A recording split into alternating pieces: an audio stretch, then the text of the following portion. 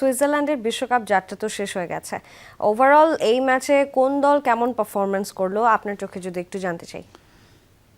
আমার কাছে মনে হয় যে আমি অনেকের কথাই বলেছি যারা ভালো করেছে খারাপ করেছে, তবে সুইজারল্যান্ডের গোলরক্ষক কুবলের কথা কিন্তু বলা হয়নি। তিনি দুর্দান্ত কিছু পারফরমেন্স করেছে। একটা ছবি আছে, আমরা দেখাতে চাই যে কুবল অনেক সেভ করেছে, বিশেষ করে মেসিকে 1-1-এ যেই সেভটা তিনি করেছেন দারুণ ছিল। মেসিও এখানে বেস্ট ছিল না, এইটা বাদ দিয়ে অনেক কিছু। যাই হোক, মেইন প্রশ্ন যেটা যে অ্যানালিসিস যেটা হলো, আমি আসলে বিচ্ছিন্নভাবে বলেছি।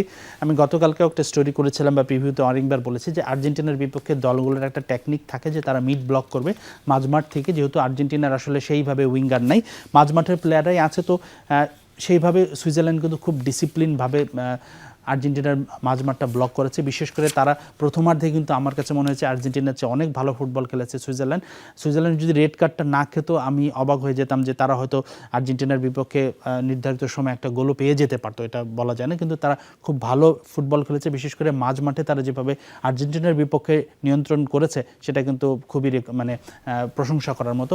আর্জেন্টিনার কোচ ম্যাচ শেষে লিওনেল স্কালোনি কিন্তু বলেছেন যে আমরা লাকি ছিলাম, আমাদের অনেক উন্নতির জায়গা আছে। তো আর্জেন্টিনার ডিফেন্স এবং মিডফিল্ড এই ম্যাচে প্রত্যাশিত পারফরমেন্স করতে পারেনি। কেপ ভার্দের বিপক্ষেই তো আসলে ভোগাটা শুরু হয়েছে, যেটা চোখে পড়ছে। আর্জেন্টিনা কেপ ভার্দের বিপক্ষে ভুগলো, তারপর ইজিপ্টের বিপক্ষে এবং আজকে সুইজারল্যান্ডের বিপক্ষেও কিছুটা ভুগতে হয়েছে, অতিরিক্ত সময় পর্যন্ত ম্যাচটা গড়িয়েছে।